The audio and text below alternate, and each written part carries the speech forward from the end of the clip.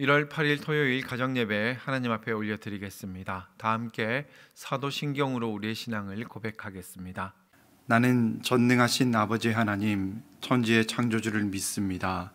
나는 그의 유일하신 아들 우리 주 예수 그리스도를 믿습니다.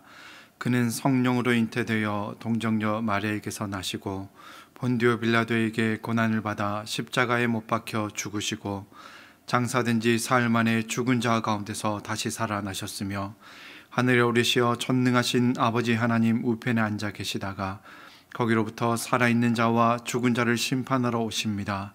나는 성령을 믿으며 거룩한 공교회와 성도의 교제와 죄를 용서받는 것과 몸의 부활과 영생을 믿습니다. 아멘. 오늘 우리가 함께 고백할 찬양은 내 맘의 눈을 여소서입니다.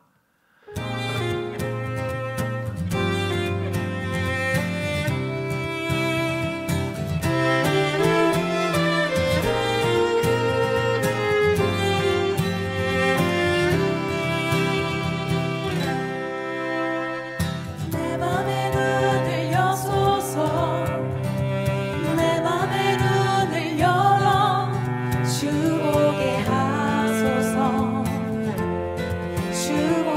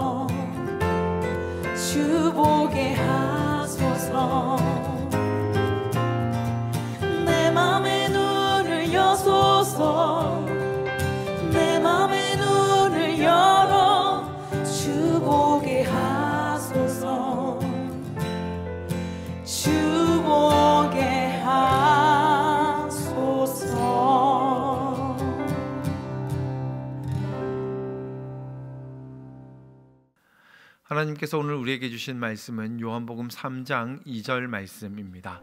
그가 밤에 예수께 와서 이르되 라삐여 우리가 당신은 하나님께로부터 오신 선생인 줄 아나이다. 하나님이 함께 하시지 아니하시면 당신이 행하시는 이 표적을 아무도 할 수 없음이니이다. 여러분, 요한복음 3장에는 니고데모라고 하는 인물이 나옵니다. 니고데모는 어떤 사람이냐면 유대교 안에서 어떤 인간적인 배경과 또 학문과 업적과 사람의 노력으로 오를 수 있는 가장 높은 위치에 오른 사람이다라고 정의할 수 있을 것 같습니다. 그러나 안타까운 것은 유대교라고 하는 이 닫힌 세계 안에서 최고의 경지에 오른 니고데모 역시 하나님에 대해서 여전히 무지하다라고 하는 것이죠. 아래로부터 쌓아 올린 교육과 또 학문, 혈통적인 우수성들이 종합적으로 섞여서 만들어낸 가장 탁월한 인물 니고데모조차도 하나님과 여전히 아직 거리가 있다라고 하는 것을 오늘 우리에게 말해주고 있습니다. 니고데모가 예수님을 찾을 수밖에 없었던 이유는 아마도 예수님께서 보여주셨던 그 표적들 때문이었던 것 같습니다. 표적은 뭐냐면 여러분, 마치 하나님께서 이 사람을 임명하셨다, 하나님께서 보내신 사람이다라고 하는 임명장과 같은 것이기 때문에 니고데모는 매우 혼란스러운 상황이었습니다.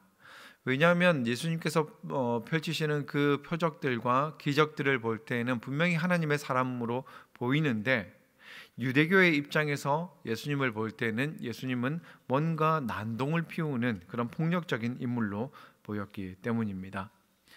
성전을 막 뒤집어 엎고 율법의 체계를 뒤흔든다라고 하는 그런 점에서 예수님은 율법에 파괴자였고 심지어는 신성 모독에 가까운 그런 행동을 서슴지 않는 인물처럼 보였습니다. 그런데 하나님께서 함께 하신다고 하는 것을 부인할 수 없을 만큼 놀라운 표적들을 행하시니까 이 혼란스러운 마음을 안고 니고데모가 예수님을 은밀하게 찾아왔던 겁니다. 니고데모가 혼란스러울 수밖에 없었던 이유가 무엇이었을까요? 그것은 아마도 니고데모가 가지고 있었던 고정관념 때문이지 않을까 싶습니다. 여러분, 우리가 고정관념에 사로잡히면 고정관념에서 어긋나는 것처럼 보이는 어떤 것들에 대해서 부정할 수밖에 없는 그런 모습을, 그런 반응을 보이게 되어 있습니다. 심지어는 영적인 일, 신앙에 있어서도 마찬가지입니다. 내 안에 내가 어떤 정답을 가지고 있고 그것에 대한 확신이 강하면 강할수록 하나님의 말씀이 하나님의 말씀으로 보이지 않을 수 있다라고 하는 겁니다. 여러분, 유대인들 안에 있었던 대표적인 어떤 고정관념이라고 하면 메시아에 대한 이해를 들 수 있을 겁니다. 유대인들이 구약 성경에서 메시아에 관한 예언 중에서 가장 대표적으로 꼽는 것은 시편 2편과 같은 말씀이었습니다. 시편 2편은 메시아 시편인데 거기에 나오는 메시아의 모습은 마치 철창으로 만국을 깨뜨리고 다스리는 정복군주와 같은 그런 이미지였습니다. 그래서 여러분, 유대인들에게는 이런 절대군주의 형상, 이미지를 가지고 있는 그 메시아를 기다리게 되었고, 그런 이미지들이 그들 마음속에 각인이 되어 있다 보니까 그 어떤 누구도 이사야 선지자가 말했던 고난받는 종으로서의 메시아에 대해서 상상하지 못했고 받아들이지를 못했습니다. 실제로 여러분, 예수님 이전에 그 어떤 누구도 이사야서에 나오는 고난받는 종의 이야기를 메시아의 예언이라고 해석하고 이해하고 받아들였던 사람이 아무도 없었습니다. 그 누구도 도살장으로 끌려가는 어린 양, 많은 사람의 죄를 대속하기 위해서 자신의 생명을 내어주는 그런 어린 양, 희생당하는 어린 양과 같은 이 예언의 말씀을 메시아 예언이라고 감히 상상할 수도 없었고 받아들일 수도 없었고 이해할 수도 없었던 것입니다. 니고데모 안에도 그런 유대교에서 배웠던 전형적인 그런 선입견들과 고정관념들이 있었습니다. 바리새인들은 성전에서 예배를 열심히 드리고 이방인과 접촉을 하지 않아서 거룩함을 유지하고 또 11조 철저하게 드리고 일주일에 2번 이상 금지하면 그런 그들의 노력을 가상히 여겨서 하나님께서 그 거룩한 백성들에게 메시아를 속히 보내주실 것이다 라고 하는 그런 희망이 있었습니다. 일평생 이것만이 진리라고 믿어온 사람에게 위로부터 오는 성령의 역사, 사람의 임의대로 조작할 수 없는 성령의 역사는 너무 어색하고 낯선 것이었을 겁니다. 여러분, 요한복음을 보시면 이런 대화들이 끊임없이 반복되고 있습니다. 위로부터 오신 예수님은 위의 것을 이야기하는데 땅에 있는 땅의 백성들은 그 말씀을 이해하지 못하고 계속해서 오해하게 됩니다. 그러면 예수님께서 계속해서 대화를 통해서 그들의 오해를 수정해 나가시는 것, 이것이 요한복음에서 예수님께서 사용하시는 대화의 방법입니다. 문제는 여러분, 이런 고정관념들이 우리 안에도 있을 수 있다라고 하는 것이죠. 우리가 오랜 세월 동안 한국 교회 안에서 신앙생활 해오면서 이래야만 돼라고 우리도 모르게 생각해 왔던 것들, 심지어는 그런 것들이 나쁜 것이 아니라 유익한 것들임에도 불구하고 우리 안에 내재되어 있는 그 고정관념 때문에 새롭게 우리를 찾아오시는 하나님을 우리가 인정하지 못하고 받아들이지 못하고, 또 우리 시대에 새롭게 하나님이 우리에게 주시는 그런 말씀들에 대해서 낯설다고 밀어낼 수 있다라고 하는 것입니다. 여러분, 우리가 믿는 하나님은 살아계신 하나님이십니다. 하나님이 살아계시다라고 하는 것은 오늘도 우리가 알지 못했던 새로운 모습으로 우리에게 찾아오신다라고 하는 그런 뜻입니다. 오늘도 우리에게 말씀하시고 다가오시는 그 하나님 안에서 우리가 보일 수 있는 최고의 반응은 그 하나님 앞에서 놀라움과 경탄으로 반응하고 그분을 예배하는 것일 것입니다. 여러분, 우리 안에 혹시 고정관념들, 선입견들이 있다면 이런 것들을 하나하나 내려놓고 새롭게 우리에게 다가오시는 그 하나님을 마음을 열어서 영접하고 받아들일 수 있기를 부탁드립니다. 나눔 질문에 대해서 말씀드리겠습니다. 첫 번째는 우리가 가지고 있는 신앙의 어떤 고정관념들, 어떤 것들이 있을지 한번 나눠보셨으면 좋겠습니다.